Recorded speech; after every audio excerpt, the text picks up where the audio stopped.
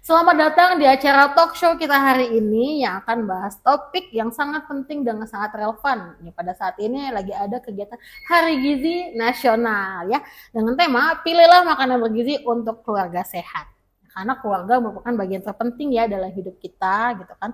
Memang tentu saja nih menjaga kesehatan keluarga itu adalah prioritas utama kita. Salah satu utama atau pentingnya kita menjaga kesehatan keluarga adalah dengan mengkonsumsi makanan yang bergizi dan seimbang untuk keluarga sehat gitu.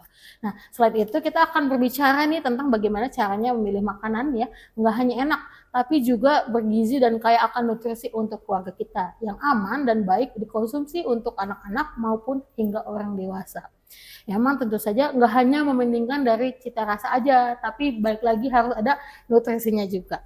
Dan untuk membantu kita menjawab semua pertanyaan itu, nah kita sudah menghadirkan ahli gizi dari Puskesmas Paku Haji, yaitu Kak Ana.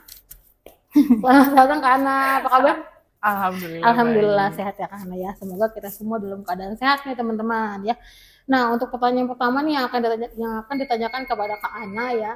Banyak banget yang nanya sebenarnya makanan sehat itu apa sih yang disebut makanan sehat? Kak Ana? Jadi makanan sehat itu adalah makanan yang mengandung zat gizi yang penting untuk tubuh seperti karbohidrat, protein, mineral, vitamin, serat, dan lemak yang sehat yang diperlukan oleh tubuh gitu ya.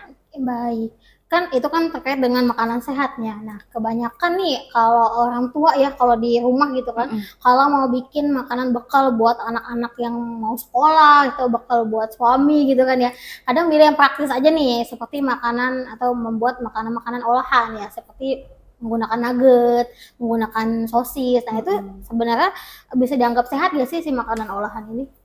Sebenarnya ya makanan olahan itu pada dasarnya bisa dianggap bisa dikonsumsi ya, bisa dikonsumsi untuk keluarga, tapi kita lihat juga dari tingkat pengolahannya gitu. Kalau misalnya kayak nugget, sosis itu kan makanan olahan yang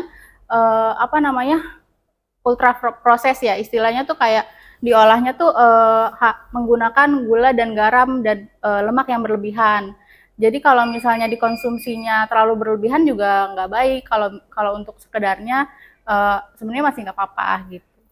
Oh, kan dari yang segala jenis makanan olahan kan nggak cuma hanya kayak nugget dan sosis ya, tapi kan ada makanan-makanan olahan yang lain gitu kan. Nah, menurut Ana ada nggak sih makanan olahan yang emang bagus gitu untuk dikonsumsi untuk keluarga kita ya? Nah, iya sebenarnya kayak tadi ya sehat itu yang tingkat pengolahannya itu minimal. Contohnya nih kayak yogurt kayak gitu. Kalau jadi itu kan proses pengolahannya juga nggak banyak ya, nggak.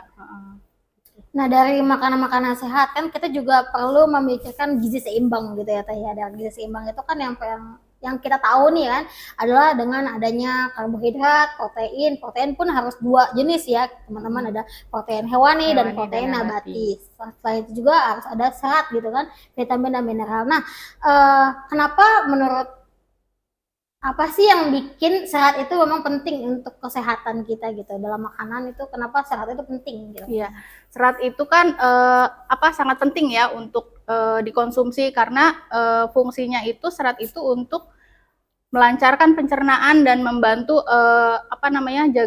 menjaga kadar gula darah tetap stabil gitu. Contohnya nih kalau makanan yang sumber serat ya itu dari sayur-sayuran, buah-buahan, terus dari kacang-kacangan juga bisa termasuk biji-bijian utuh gitu kayak gandum kayak gitu, serealia. Serealia. Jadi pentingnya juga kita mengkonsumsi serat yang nggak boleh skip. Jadi kalau dalam satu makanan itu nggak cuma hanya dari karbohidrat dan protein aja nih teman-teman, tapi juga serat juga penting karena tadi disampaikan serat itu untuk memperlancar dari sistem pencernaan juga gitu. Dan serat juga didapetin dari banyak macam ya Teh ya. Jadi nggak cuma hanya dari sayuran aja, Nggak cuma dari sayur dan buah. Dari buah-buahan juga. Dan kalau kita mengkonsumsi buah itu juga sama, itu pun nanti kita bisa mendapatkan vitamin dan mineral dari situ ya Teh ya. Iya, nah, betul. Jadi kan selain dari mengkonsumsi makan makanan dengan gizi seimbang ya, kayak ada karbohidrat, protein, ya serat dan vitamin mineral, kita juga perlu namanya mengkonsumsi air putih, gitu nggak Teh? Iya, betul. Betul ya. Nah menurut Teteh nih, untuk satu keluarga gitu ya, untuk perorangan gitu, berapa sih yang perlu kita konsumsi air mineral setiap harinya gitu? Ya, sebenarnya kebutuhan minum air putih ya, kebutuhan cairan tiap orang itu beda-beda, tergantung berat badannya, aktivitas fisiknya kayak gitu. Tapi sebagai pedoman kita ada apa namanya di dalam gizi seimbang itu pedoman minum air putih itu ditetapkan 2 liter per hari atau 8 gelas per hari ya. 8 gelas per hari, ingat ya teman-teman, jadi nggak boleh kurang kita mengkonsumsi air putih ya sebanyak 8 gelas per hari. Itu udah batas minimal banget tuh ya. Iya. Gitu, karena kan baik lagi kondisi orang, tubuh orang itu berbeda-beda. Nah, selain dari mengkonsumsi air putih ya, mengkonsumsi karbohidrat, protein dan mineral segala macam. Nah, kita juga yang namanya ada lemak. Nah, lemak baik itu kan lemak itu ada dua ya Teh ya, ada lemak baik, ada lemak buruk. Nah, kita bicara yang baik-baik aja nih ya. Nah, kalau lemak baik itu sebenarnya yang bagus untuk tubuh itu apa lemak sih? Aku belum belajar. Ya, jadi lemak itu kan nggak semua buruk ya, nggak semua jahat.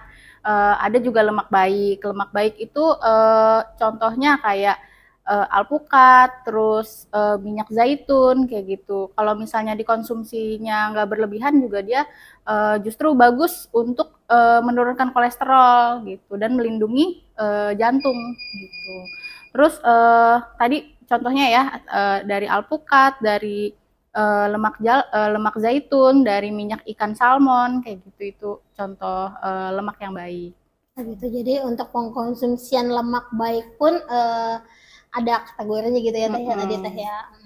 Jadi teman-teman, nah tadi kan kita sudah bahas ya terkait dengan lemak lah, tentang karbohidrat lah, protein lah. Teman-teman mungkin masih ada yang mungkin bertanya-tanya gitu ya terkait dengan apa sih karbohidrat itu apa aja gitu. Terus protein itu kan tadi udah disebutin ya, udah ada 2 jenis malah. Yang protein hewani itu apa, protein nabati itu apa? Ya, jadi apa tadi sumber karbohidrat ya? Sumber karbohidrat itu nggak cuma nasi ya. Yang kita tahu kan kalau nggak makan nasi nggak makan gitu. Jadi sumber karbohidrat itu bisa diganti sama mie, singkong, ubi, terus jagung, ada juga kentang gitu. Jadi itu bisa yang menggantikan nasi. Selain karbohidrat tadi ada protein juga protein ya. Untuk protein itu dibagi dua, protein hewani dan protein nabati. Kalau protein hewani itu yang berasal dari hewan, kayak misalnya telur, ayam, ikan, daging, ati, apalagi yang belum disebut udang kayak gitu ya. Pokoknya yang berasal dari hewan itu masuknya protein hewani. Kalau protein nabati itu yang kayak tahu, tempe, kacang-kacangan, terus oncom juga termasuk ya, itu termasuk protein nabati juga. Baik, nah terkait dengan tema kita nih ya, pilihlah makanan bergizi untuk keluarga gitu, makanan keluarga ya, untuk keluarga sehat. Nah sebetulnya kan tadi kan udah banyak tuh udah sebutin karbohidrat, protein, lemak, ya vitamin mineral. Nah ada nggak sih porsi yang memang bagusnya nih dalam satu piring itu harusnya berapa berapa porsi untuk karbohidrat, berapa porsi untuk protein gitu. Kadang kan kita kebanyakan nasi daripada lauk. Makan ada yang kalau lagi diet gitu ya, nasinya masih uprit dah, lauknya masih banyak. Ya. Nah, untuk menjawab porsi tadi ya, kita ada pedoman isi piringku. Nah, isi piringku ini, satu piring ini kita bisa tahu nih berapa porsi makanan pokok, lauk pauk, buah-buahan, dan sayur-sayuran. Jadi kalau untuk makanan pokok, di sini porsinya 2/3 dari setengah piring ya.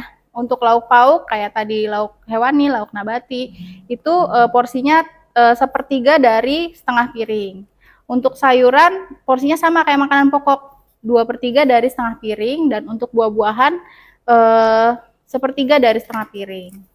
Nah ini ya contoh bahan makanannya. Baik ya, jadi dari isi piringku ini ya teman-teman ya, ini kalian bisa lihat selain dari porsi makanan tadi sudah disebutkan adalah mengkonsumsi air mineral ya atau air putih ya minimal 8 gelas sehari, dan juga melakukan aktivitas fisik ya Teh ya 30 menit sehari, dan juga jangan lupa paling penting adalah cuci tangan pakai sabun. Pakai sabun. Gitu ya. Jadi makan makanan yang harus kita kasih ke keluarga kita pun ada pedomannya gitu ya untuk menjaga kesehatan keluarga kita.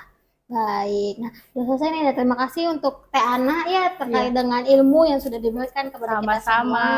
Semoga apa yang sudah disampaikan ini bisa bermanfaat buat para keluarga di rumah dan bisa menjadikan keluarga kita tuh menjadi keluarga yang sehat gitu ya. Kalau gitu terima kasih. Salam sehat. Karena sehat dimulai dari saya.